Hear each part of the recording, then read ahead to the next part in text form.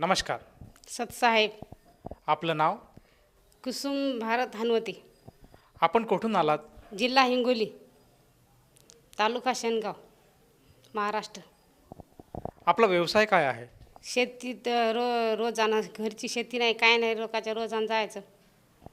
संत रामपालजी महाराजांची गुरुदीक्षा आपण कधी घेतली?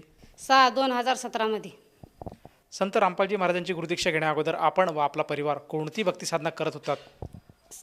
सगळ्या देवी देवताची करत होतो, संतोषी मातेची करत होतो, गणपतीची करत होतो, उपास करत होतो, चतुर्थ्या धरत होतो. पण त्याच्या भक्ती केल्यानं आपल्याला काही लाभ मिळाला नाही. संत रामपालजी महाराजांच्या मार्गाबद्दल किंवा त्यांच्या भक्तीबद्दल आपल्याला माहिती कशी मिळाली आणि आपण त्यांच्याकडे कसे वळालात? गोरेगावच्या ताई त्याचं भगतजीनं घर बांधायला घेतलं होतं. त्याचं घर बांधायचं त्यानं मग पुस्तक एक दिवस त्याला विचारलं. मग त्यानं पुस्तक घेतलं, 1 वर्ष वाचलं. जेव्हा ते पुस्तक भगतजीनं वाचलं त्याला कळायलं वाशिमला काळावर सत्संग आहे, तिथं तुम्ही ऐकायला या. तर आम्ही ऐकायला गेलो. 3 दिवस ऐकल्याच्या बाद मग भगतजी म्हणत आपल्याला आता ही नामदीक्षा घ्यायची. त्याच्या बाद नामदीक्षा घेतली. जसं तुम्ही सांगत आहात की आपली जी काही सखी आहे, मैत्रीण आहे, त्यांच्याकडनं आपल्याला संत रामपालजी महाराजांची माहिती मिळाली आणि त्यानंतर आपण संत रामपालजी महाराजांकडनं गुरुदीक्षा घेतली. तर जेव्हा आपण संत रामपालजी महाराजांकडनं गुरुदीक्षा घेतली त्यानंतर आपल्याला आपल्या दैनंदिन जीवनामध्ये काय काय अनुभव आलेत? पहिला लाभ मला आंबली पितो लय होते, असे खूप लगे. भगतजीनं इकून मला ट्रेनमध्ये झोपून नेलं, परमात्मानं तिकून मला हसून पाठवलं. पहिला लाभ.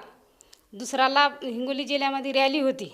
आम्ही भगतजीनं रॅलीमध्ये जाऊ लागलो तर 3 कुत्रे आले. आमचा मोठा ॲक्सिडेंट झाला. ॲक्सिडेंट झाल्याच्या बाद संत रामपालजी महाराजानं जराशी बी अशी खरंच न्याय दिली आमच्यावर. आमची इतकी अशी लांब गाडी आमची लई लगे अशी घासत गेली ती, पण परमात्मानं अशी खरंच न्याय दिली आमच्यावर. तिसरा लाभ, रुपूरला सत्संग होता 3 दिवसाचा. आमच्याजवळ पैसे नव्हते.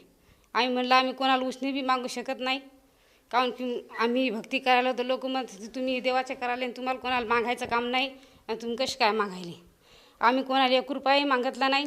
तर साक्षात घरात पूर्ण परमात्मानं पैशाची बंडलं असे पूर्ण लावून दिली. पूर्ण घर भरलं त्या पैशाने.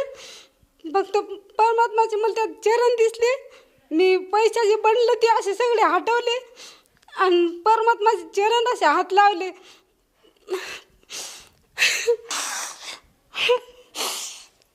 परमात्माचे चरण दिसल्याच्या बाद मी सगळे ते बंडलं हटवले आणि परमात्माच्या चरणाला हात लावले. तर परमात्मा म्हणाले बेटा उठो. परमात्मानं मी परीक्षा पाहिली की पैशाच्या ह्याच्यात भुलतात का म्हणून.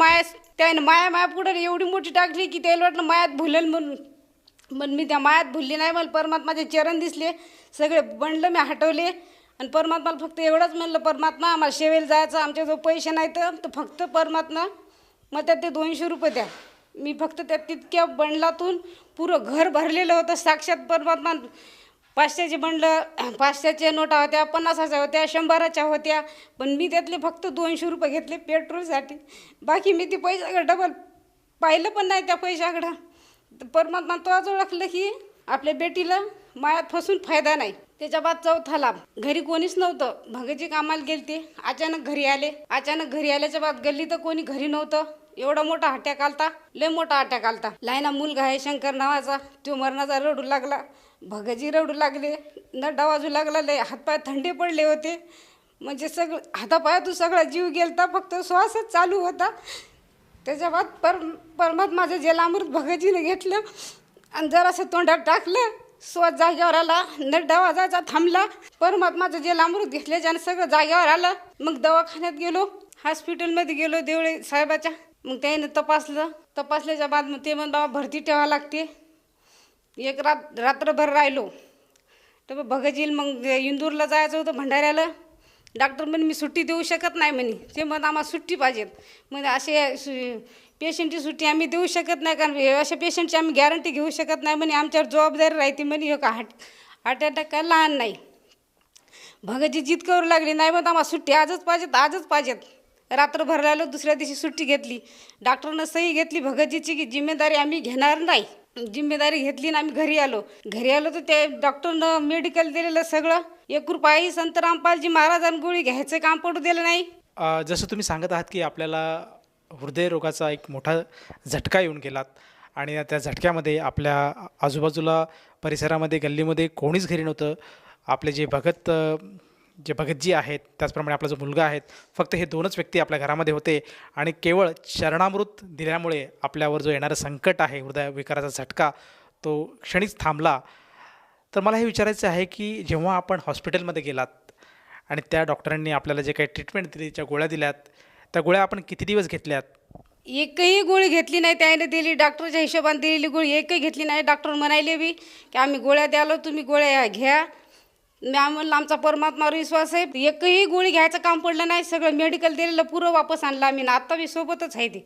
एकही गोळी घेतली नाही. तेव्हापासून संत रामपालजी महाराजांना घ्यायचं काम पडू बी दिलं नाही. त्याचं जलामृत, त्याचं सुमरण, त्याचे नियम, त्याची भक्ती, एक गोळीसुद्धा यातली घ्यायचं काम पडू दिलं नाही संत रामपाल महाराजांना. की एवढं मोठं मेडिकल आहे, काही जायची गरज नव्हती. पण भगतजीला वाटलं मी तिकडे इंदूरला चाललो म्हणून भगतजीनं ट्रीटमेंट करायसाठी नेलं तर आणि ताबडतोब मग एका दिवसाची सुट्टी घेतली, घरी आणलं. घरी आणल्याच्या बाद भगतजी घरी आले का नाही आले, भगतजी जेवले नाही, काय नाही. जे त्याला घ्यायचं होतं ते त्याने घेतलं. ते इंदूरला जाताना त्याने सुद्धा कलून पण पाहिलं नाही भगतजीनं. त्यानं विचारलं पण नाही की तू आता जेवती का, गोळ्या घेते का, काय करते, मग काहीच नाही. त्याने त्याचा पसारा घेतला आणि भगतजी निघून गेले. भगतजी निघून गेल्याच्या बाद परमात्मा 5 मिनिटात त्याला जाणं आणि परमात्मा घरात येणं. परमात्मा म्हणले बेटा तू काही काळजी करू नको. भगतजी बाहेर गेले की परमात्मा घरात आले. म्हणले बेटा काही काळजी करू नको, मी हे तुपल्या सांग. भगतजीला जाऊ दे, त्याची सेवा आहे. मग भगतजी बाहेर गेल्याच्या बाद 2-3 दिवस परमात्मा भगतजी लिओस तर म्हटलं जेवढं थांबले, जवळ भगतजी येत नाही तर तोवर परमात्मा मायापाशी थांबले. परमात्मा लय लाभ झाले. परत संत रामपालजी महाराजांचं नाम दीक्षा घेतल्याच्या बाद. या व्यतिरिक्त आणखीन काही लाभ सद्गुरू संत रामपालजी महाराजांच्या सद्भक्तीमुळे आपल्याला प्राप्त झाला का? हो, हे लाभ आता 6 जूनला मी सेवा होती बैतूलला. तिथं दाढ लय फुगली होती. दाढ म्हणजे असं तोंड काही खाता येणार, पिता येणार, काहीच नाही. सेवा बी करू असं म्हणता येणार, लड्डूराम, पुरीराम, सब्जीराम असं काहीच बोलता येणार, काहीच. मुकट्यानंच असं भगत मग त्याला सेवा करू लागलो. लय फुगली होती म्हणजे अशी दगडावानी कडक झाली ती, लय लगे अशी ठणकू लागली लय. तर तरी लक्ष दिलं नाही. म्हणलं आपण परमात्माची सेवा करायलो, परमात्मावर सोडून द्यायचं. तर नुसतं एवढं मनात आणलं होतं परमात्मा. म्हणलं आता आम्ही तर सेवेला आलो, घरी गेल्यावर आता दवाखान्याचं काय होईल. फक्त एवढं मनात आणलं परमात्मानं. तेवढे पैसे 1000 रुपये दिले. म्हणले बेटा आश्रमात जर दिले असते तर भगतजी विश्वास करत नव्हती. कारण भगतजी म्हणत होते की एखाद्या भगतजीचेच पडले, यायले सापडले म्हणून यायनं हे सांगितलं नाही. म्हणून परमात्मानं घरी पैसे दिले डाळीच्या डब्यात. घरी एक मुलगा होता मोठा वैभव नावाचा. मी त्याला विचारलं, म्हणलं बाबा घरी जाय आणि आपल्या डब्यात पैसे आहेत का पाय. म्हणलं परमात्मानं दिले. घरी गेला, मुलांना पाहिले. म्हणले हो आई 1000 रुपये आहेत म्हणले डब्यात. पुन्हा मग तिथून परत त्यानं फोटो पाठवला. मग तिथं सगळ्याला दाखवला. परमात्माला दंडवत घातला. जसं तुम्ही सांगत आहात की संत रामपालजी महाराजांच्या सद्भक्तीमुळे आपल्याला बऱ्याच प्रमाणात असे अनुभव आलेत, चमत्कार बघायला मिळाले आणि परमेश्वर पदोपदी आपल्याबरोबर होता, आपल्या प्रत्येक संकटामध्ये तो उभा होता, असं आपण अगदी निर्भयपणे सांगत आहात. तर आपल्या या अनुभवातून आपण आपल्यासारखे जे गरजवंत आहेत, जे आज परमेश्वर प्राप्तीसाठी दारोदार फिरत आहेत, वेगवेगळ्या संतांकडे जात आहेत, देवतांकडे मागणी करत आहेत, सुख मागत आहेत, मोक्षाचा मार्ग मागत आहेत, तर या सर्वांसाठी आपण आपल्या अनुभवातून काय संदेश द्याल? फक्त विनंती करू शकते की बहिणींनो, भावांनो, तुम्ही संत रामपालजी महाराज धर्तीवर आलेले आहेत तर तुम्ही यायचं नामदीक्षा घ्या आणि तुमचं जीवनाचं कल्याण करा, वेळ वाया घालू नका. जसं तुम्ही आज साधकांना साथ घालत आहात की संत रामपालजी महाराज आजच्या घडीला या धर्तीवर अवतरित झालेले आहेत आणि पूर्ण परमेश्वराचा तो एक स्वरूप आहे. तर आपल्याला जे येणारे संकट, जे दुःख आहे, त्यातनं जर आपल्याला लाभ प्राप्त होता पाहिजे असेल तर आपण सर्वांनी संत रामपालजी महाराजांकडनं सद्भक्ती स्वीकारून, सद्मार्ग स्वीकारून त्या मार्गाला लागल्यानंतर आपल्याला जे पाहिजे ते सुख परमेश्वर द्यायला तयार आहेत. तर असं कोणाला जर भासत असेल आणि त्याचं जर या गोष्टीवर विश्वास बसत असेल तर ती व्यक्ती संत रामपालजी महाराजांच्या शरणात कशी येऊ शकेल? परमात्माचे चॅनल आहेत ना सत्संगाचे, त्याच्यावर नंबर येतात, त्याच्यावर कॉन्टॅक्ट करायचा. हर जिल्ह्यात नामदान शर्ट येतं, त्याच्यावर त्याने नामदीक्षा घ्यायची आणि जीवाचं कल्याण करायचं. ताई, जसं आपण सांगत आहात की आज टी व्ही चॅनलच्या माध्यमातून, त्याचप्रमाणे सोशल मीडियावर जेवढे काही प्लॅटफॉर्म आहे, फेसबुक आहे, ट्विटर आहे, इंस्टाग्राम आहे, यूट्यूब आहे, या सर्व सोशल मीडियाच्या प्लॅटफॉर्मवर संत रामपालजी महाराजांबद्दल जी काही माहिती आहे, त्यांचे काही नामदान केंद्र आहेत, या सर्वांची माहिती अगदी मोफत साधकाला मिळते. तर मला विचारायचं आहे, जेव्हा साधक त्या गुरुदीक्षा घेण्यासाठी त्या नामदान केंद्रावर जातो, तर त्या साधकाला तेथे ती नामदीक्षा घेण्यासाठी किती पैसे द्यावे लागतात? तिथं 1 रुपया सुद्धा लागत नाही. 1 रुपया सुद्धा लागत नाही. दुसऱ्या ढोंगी साधूसारखं नाही की द्या 500 रुपये, द्या 1000 रुपये, द्या नारळाला, द्यायला त्याला. संत रामपालजी महाराजांनी अशी सुविधा केलेली आहे की 1 रुपयाही सुद्धा लागू शकत नाही. फक्त जलामृत, प्रसाद, रक्षसूत्र हे फ्रीमध्ये देतात. 1 रुपयाही सुद्धा लागत नाही. आणि असा संत कुठं धर्तीवर बी आणखीन पाहिला नाही. पण आता हे परमात्मा धर्तीवर आले, तर आता बहिणीनं भावानं नामदीक्षा घेऊन तुमचं जीवाचं कल्याण करा, वेळ वाया घालू नका. धन्यवाद. सतसाहेब. संपूर्ण विश्वामध्ये 500 पेक्षा जास्त नामदीक्षा केंद्र आहेत, जिथे निशुल्क नामदीक्षा दिली जाते. निशुल्क नामदीक्षा प्राप्त करण्यासाठी आणि अधिक माहितीसाठी संपर्क करा 7030303951 7030303952.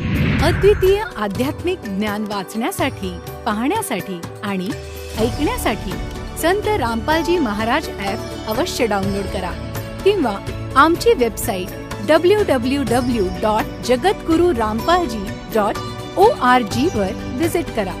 आम्हाला सोशल मीडियावर फॉलो करा. सर्व पवित्र धर्मांच्या पवित्र शास्त्रांवर आधारित प्रमाणित अनमोल पुस्तक ज्ञानगंगा किंवा जगण्याचा मार्ग यापैकी कोणतेही एक पुस्तक निशुल्क मागवण्यासाठी आपण आम्हाला आपले पूर्ण नाव, पूर्ण पत्ता, पिनकोड आणि फोन नंबरसह लिहून 7030303951 किंवा 7030303952 या नंबरवर SMS करू शकता किंवा 7030303950 या नंबरवर व्हॉट्सअप देखील करू शकता.